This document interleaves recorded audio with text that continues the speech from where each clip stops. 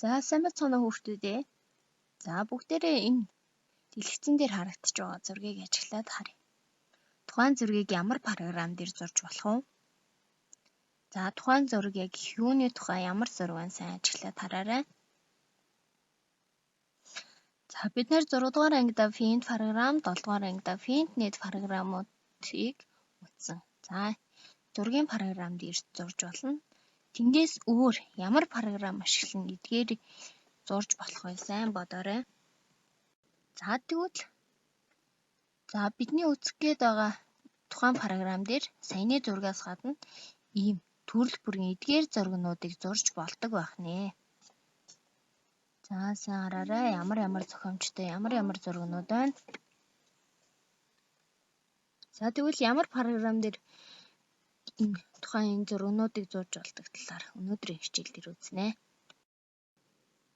За өнөөдрийн хичээлийн сэдэв Turtle Art програм буюу шугамн алгоритм. Хичээлийн гарчгаа дэвтэр дээрээ бичээрэй. За өнөөдрийн хичээлийн зорилго болохоор шугамн алгоритмыг Turtle Art програм ашиглан дүрслэх, математикийн хэлбэр үйлдэлүүдийг хийж сурах, геометрийн дүрс зурж сурах гэсэн зорилгоодыг биелүүлнэ.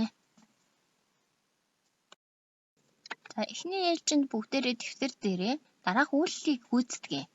Сурах бичгийнхэн хуудас 21 дээр байгаа хэрэглэвээ 1. За бас алгоритм 1 байна. За 1-р алхамд өрүүлжин шугамтай дэвтрийн цаас ав. За бүгдээрээ дэвтэр дээрээ зурчих болно. За цаасны дээд өнцгөөс дээрээсээ дөрвөнүүд огтлцол дээр үзэгний бушууг байрлуулна гэсэн байна. За 3-аас 12 дугаар алхмыг өөртөө уншаад зураарай. Ямар зураг гарч иж байна? За баруун тийш 10 мм буюу 2 дөрвөлжинүүдээр зурх нь 1 дөрвөлжинүүд болохоор 5 мм гэдэг тийм үү? За анхааралтай уншаад дараалтаар нь зураарай.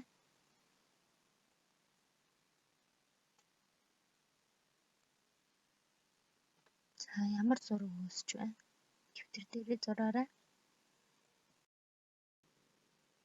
За зуржих хооронд багш нь Turtle Art програмын үндсэн цонхыг тайлбарлаж өгье. За Turtle Art програмыг нээхэд яг ингэж харагддаг байгаа. За баруун гарталт болон зүүн гартлын цонхнуудад юу харагдаж байна хараарай. За яг үндсэн цонх нь дэлхийн дээшээ харсан байралтай буюу дэлгэцний яг төвд нь байрладаг. За зүүн цонх нь Turtle буюу тухайн дэлхийний үйлдэлүүд ногоон өнгөтэй.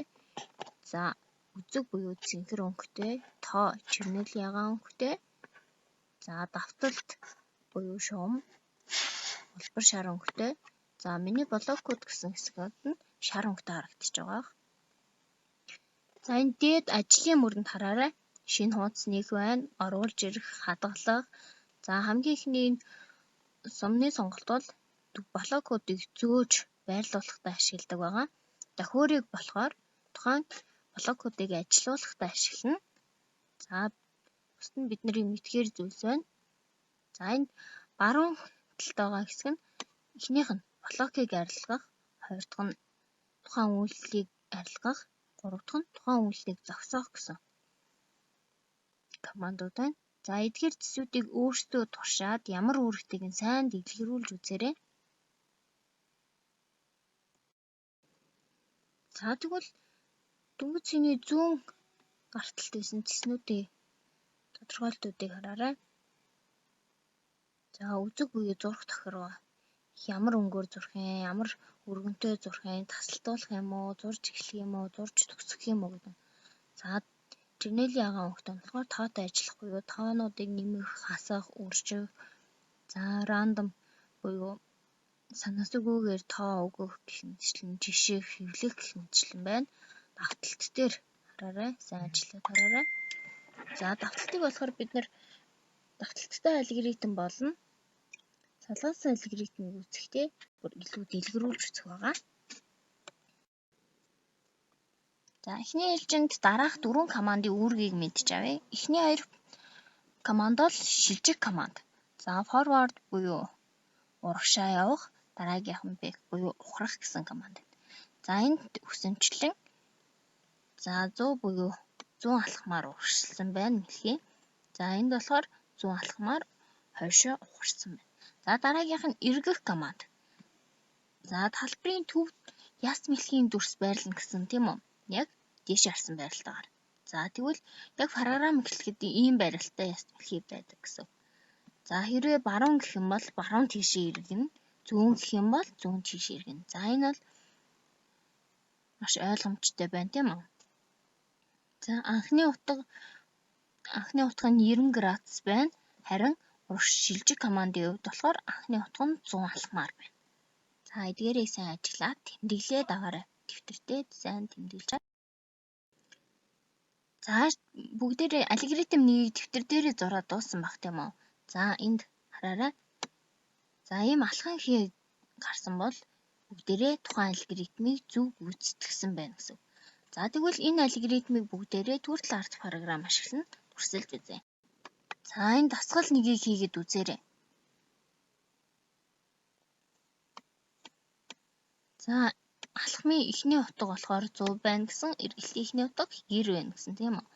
За тэгэхээр бид нэр ингэж 100 алхмаар явчаад 50 алхмаар яваад за тухайн алхан хийг зурсан байна. Дасгал нэгийг төрөл арт програм дээрээ хийж туршаарай. За дараагийн бодлого алгоритм 2. За энэ болохоор математикийн хэлбэр тооцоол хийх байгаа. Алгоритмаа уншаад бодлого 2-ыг анхааралтай уншаад за бие дагаад хийхээр байгаа шүү. За үүнтэй харгалзах жишээг дараагийн хуудсанд байгаа. За энэ жишээ байна. За бокс 1-т 10 гэсэн утгыг, бокс 2-т 15 гэсэн утгыг оноосон байна. Энэ хоёрын үрживрийг хэвлэх жишээг харуулсан байна. Энэ дасгалыг мөн төрөл арт програм дээрээ ажиллаад үр дүн тооцоолоорой. За анхны утгуудыг бас өөрчлөөд ямар дүн гарч байна сайн анализ хийн шүү. За энэ сайн ажиглан хараарай ямар өснөгтэй байна. За энэ болохоор төрөл арт програмын өнгийн өснөгт. За жишээ нь гэхэд 30 гэх юм бол ямар өнгө байна? Хараарай. Тэг гэх юм бол ямар өнгө байна? 10 гэх юм бол ямар өнгө байна? За энэ өсгөхтэй холбоотой жишээг бүгдээр авч үзье. За дасгал 3. За өнгийг ямар командаар өөрчилж байна сайн ажиглаад хараарай. За энэ жишээн дээр өнгийг өөрчлөхөөс гадна тэгш үнцгтийг зурах жишээ ботсон байна. За мөн энэ дасгалаа төрөл арт програм ашиглаад төрөл арт програм дээр ажиллуулж үзээрэй. За цаашлаад төрөл арт програм дээр өөрийн дурын за өнөөдрийн гэрийн даалгавар. За өмнөх хуудсанд үзүүлсэнчлэн дурын дүрсээ зурж туршихаас гадна сурагчийн хуудас 21 хэрэглэхүй 1-5-ыг ажиллаж байна. За энд болохоор төрөл бүрийн дүрсүүдийг өгсөн байгаа. Эдгээрийг зурна, тэндээс гадна тоотой ажиллана.